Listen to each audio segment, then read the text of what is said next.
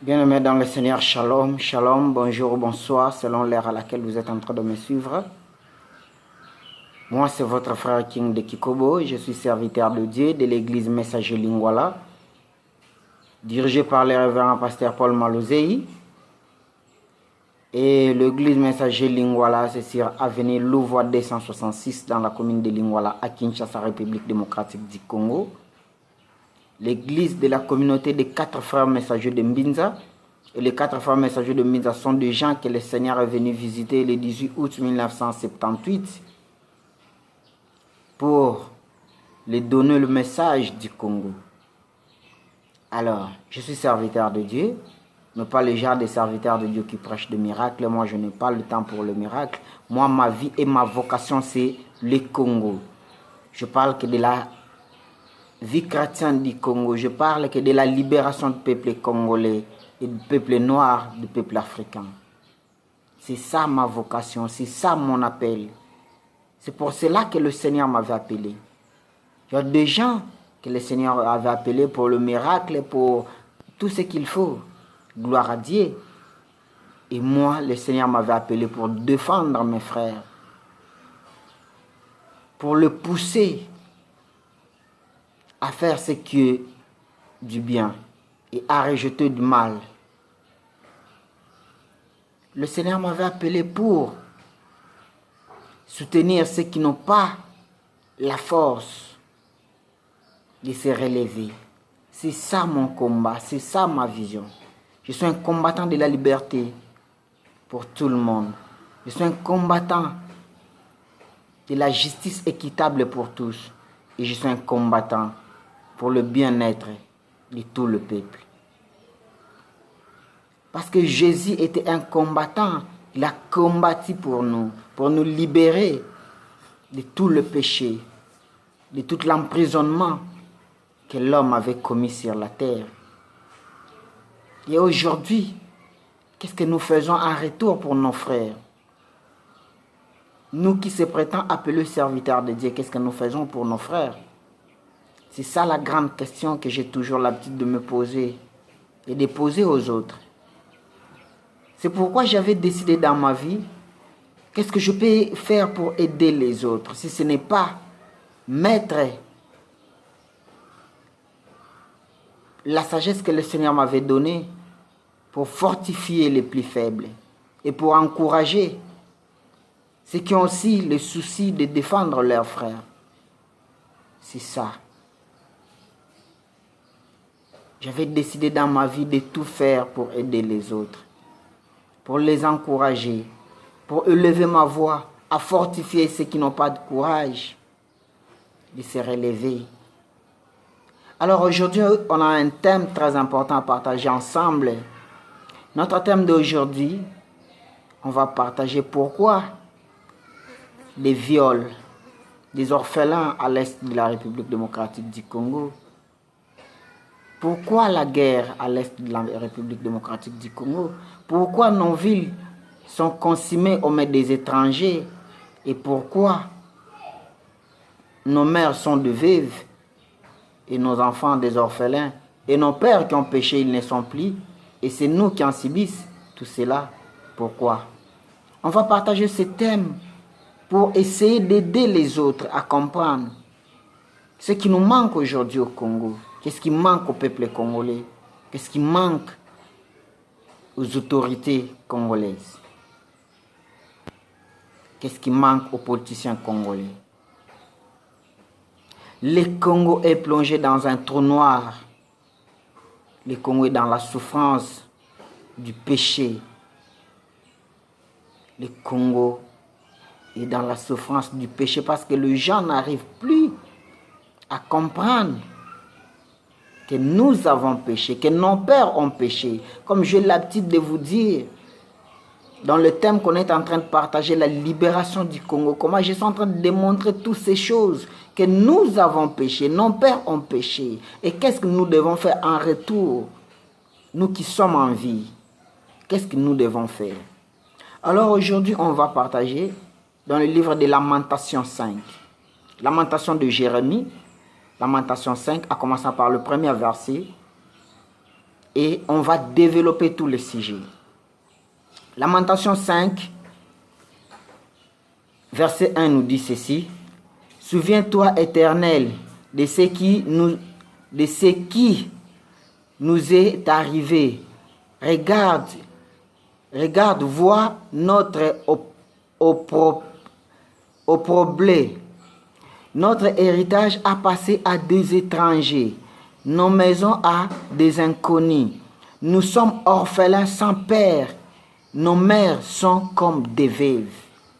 Nous sommes orphelins sans père et nos mères comme des veuves. Notre héritage a passé à des étrangers. C'est ce qui se passe aujourd'hui en République démocratique du Congo. Tous ceux qui nous appartiennent sont aux mains des étrangers. Et nous, le fils du pays, qu'est-ce que nous gagnons en retour? Ce sont des étrangers qui sont en train de se réjouir avec notre richesse, avec notre bonheur, avec ce qui concerne notre pays. Ce qui est à nous aujourd'hui, c'est dans la main des étrangers. Alors, nous qui sommes là, qu'est-ce que nous faisons? Qu'est-ce que nous devons faire? Nous devons prendre le 4e verset. Nous buvons notre eau au prix d'argent. Nous payons notre bois.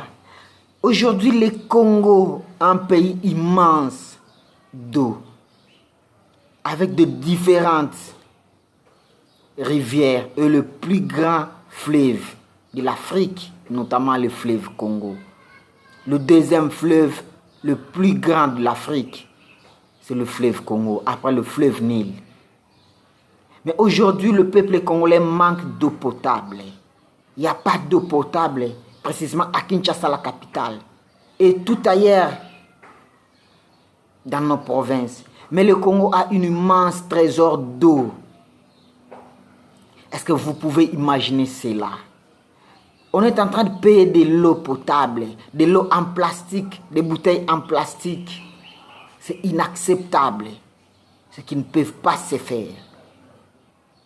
Or, dans d'autres pays, les gens sont en train de réclamer l'eau du Congo, précisément au Tchad et tous les autres pays qui réclament le fleuve Ubangi ou la rivière Ubangi.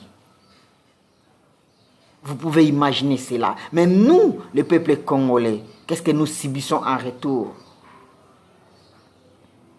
Le 5e verset. Nous sommes poursuivis les joues sur les coups.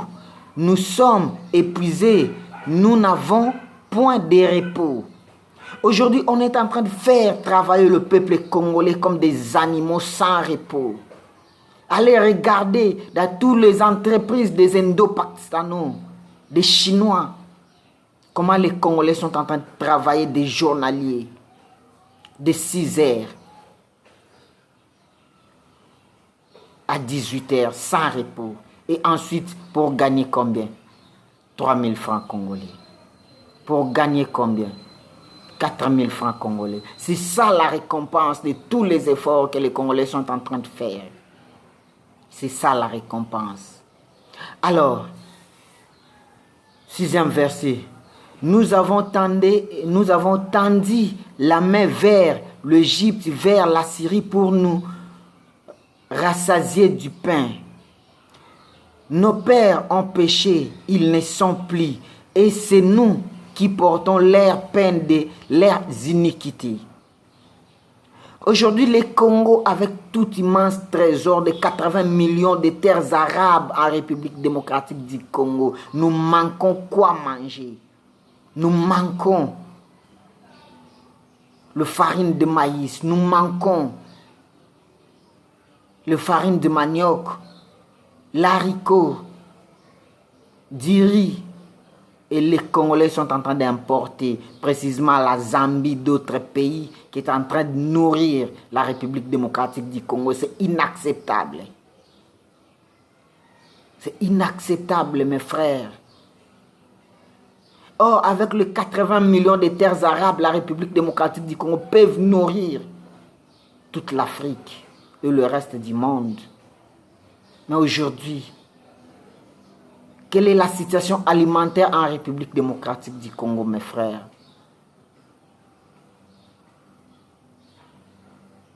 Quelle est la situation alimentaire en République démocratique du Congo? Nous avons tendu la main vers d'autres pays. Nos pères qui ont péché, ils ne sont plus. Et c'est nous qui sommes à la base de payer toutes ces iniquités. Nos pères qui ont dansé pour le maréchal Mobutu, pour adorer le marque de la bête, pour adorer l'antichrist, pour adorer le léopard qui est le marque de la bête, comme je vous avais dit. Dans le 2e chapitre de notre thème, la libération du Congo, c'est nos pères qui ont péché, ils ne sont plus. Et c'est aujourd'hui, c'est nous qui en sommes les responsables de payer tout ça. Pourquoi? Parce qu'on n'arrive pas à discerner le signe des temps. On n'arrive pas à discerner, à invoquer le ciel, à invoquer le vrai Dieu. Le Dieu véritable, le Dieu qui est venu visiter Simon Kimbangu, le Dieu qui est venu visiter les 4 frères messagers de Mbinza, le Dieu de nos ancêtres, le Dieu qui avait parlé à Pharaon. On ne peut pas accepter de dieux étrangers. Si aujourd'hui le Congo est en train de souffrir parce que nous avons des dieux étrangers au milieu de nous, nous avons des dieux qui ne nous appartiennent pas. C'est pourquoi aujourd'hui nous sommes en train de souffrir. Et je viendrai vous dire, quelle relation y a-t-il entre l'Israël et le Congo? On va partager la Bible pour voir cette relation entre le Congo et l'Israël. Comment ça a été déjà prophétisé dans la Bible, où les gens n'arrivent pas à discerner. Hier, je vous avais donné des points essentiels, mais on va continuer jusqu'au bout. Alors, on va prendre le 8e verset. Des esclaves dominent sur nous et personne ne nous délivre de leurs mains. Aujourd'hui, vous verrez tous les étrangers qui viennent au Congo, qui viennent dominer sur le peuple congolais. Tous les esclaves dominent sur nous.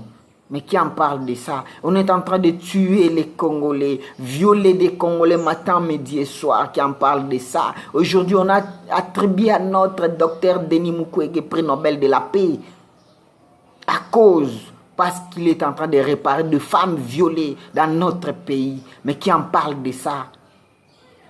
On a tué plus de 20 millions de Congolais. Léopold II avait tué 10 millions. Et aujourd'hui encore, avec le régime qui vient de passer, avec nos voisins, qui est à la base de la guerre à l'est de notre pays, ils ont tué aussi plus de 10 millions de Congolais. Qui en parle de ça? Est-ce que vous avez vu déjà les déclarations de médias internationaux? Mais pour la mort de l'ambassadeur de l'Italie, vous avez vu comment tous les gens sont en train de parler. C'est tout le monde qui en parle. Et pourquoi on ne parle pas de la République démocratique du Congo où les gens sont en train de mourir tous les jours dans notre pays? Pourquoi on n'en parle pas de ça? Tous les gens qui viennent de l'extérieur, tous les gens qui viennent changer leur nationalité chez nous pour prendre la nationalité congolaise deviennent des super hommes puissants dans notre pays.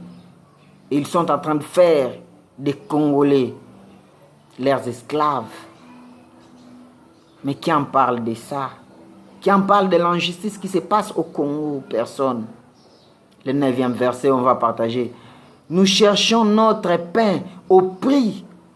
Nous cherchons notre pain au périr de notre vie devant le pays du désert. Écoutez mes chers frères, aujourd'hui les Congolais sont éparpillés partout dans le monde pour aller chercher le pain, pour aller chercher quoi manger. On avait vu les Congolais inonder le Congo-Brazzaville et comment on avait tué nos frères, comment on avait tabassé nos frères, soi-disant avec l'opération appelée Mbata Mukolo. En Angola, on a vécu de pire, comment on est en train de massacrer nos frères. Pourquoi? Parce que les Congolais se déplacent pour aller chercher quoi manger. Mais tandis que nous avons tout chez nous, qu'est-ce qui nous empêche d'exploiter cela? Alors, Je vais avancer rapidement parce que le temps nous fait défaut. Je vais sauter d'autres versets. Je vais prendre directement le 13e verset. Les jeunes hommes ont porté la mêle. Les enfants chanceliers sous les fardeaux de bois. Les vieillards ne vont plus à la portée de jeunes hommes. On cesse leurs chants.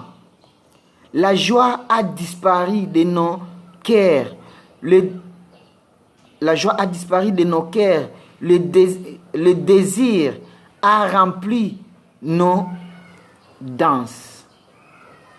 Écoutez ce que la Bible nous dit. La joie a disparu dans nos cœurs. Aujourd'hui, les Congolais n'ont plus la joie. C'est tous les jours que les gens sont en train de mourir. On n'a pas la joie dans notre cœur. On n'a pas la joie.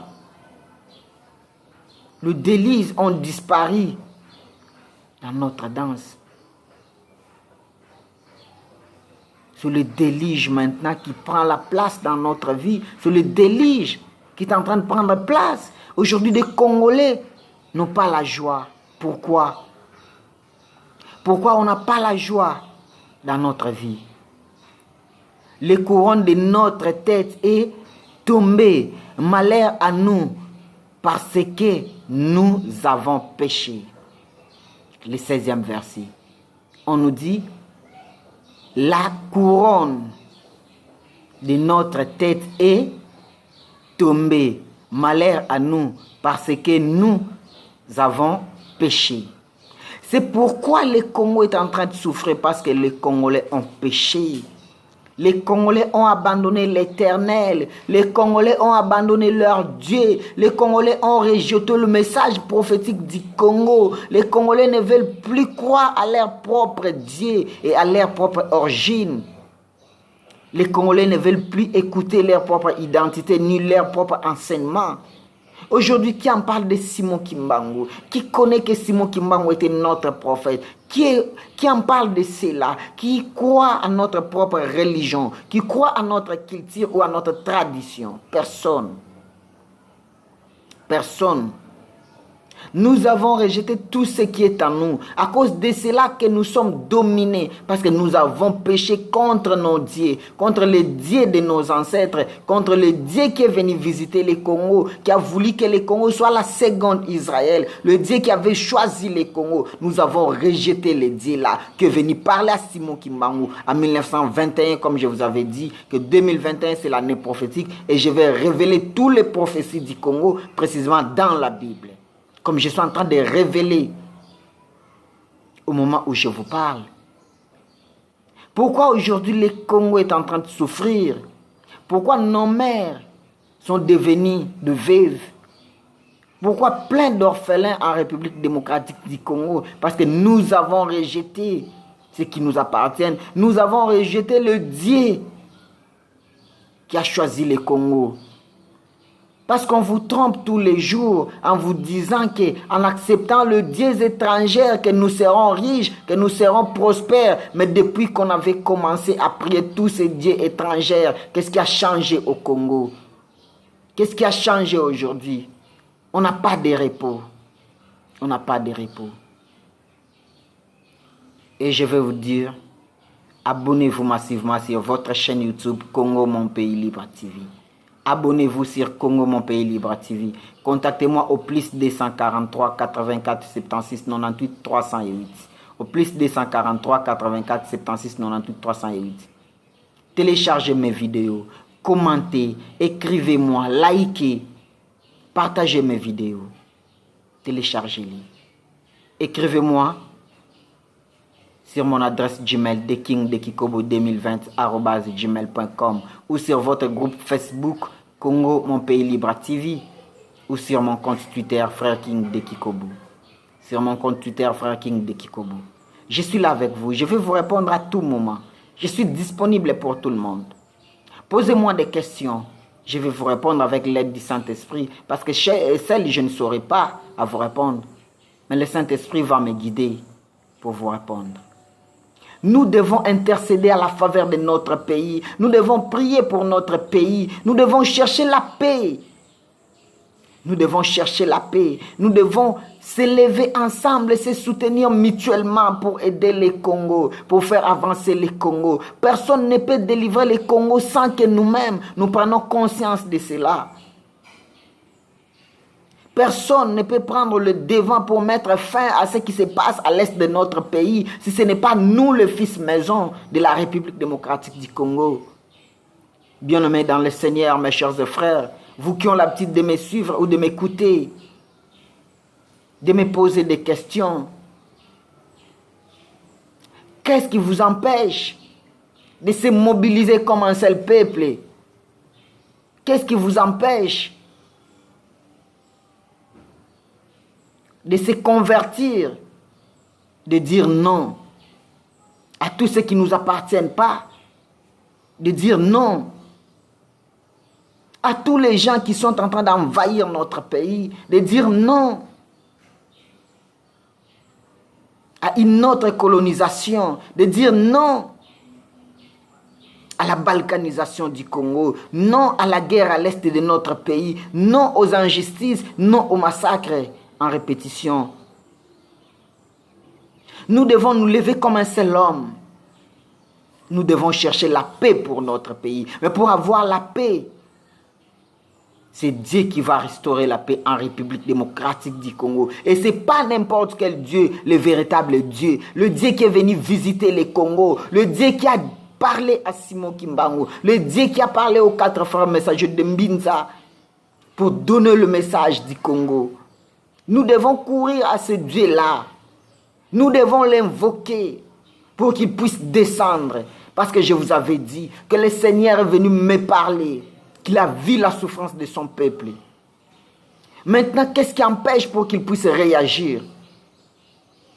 Il attendait que le Congo puisse retourner chez lui.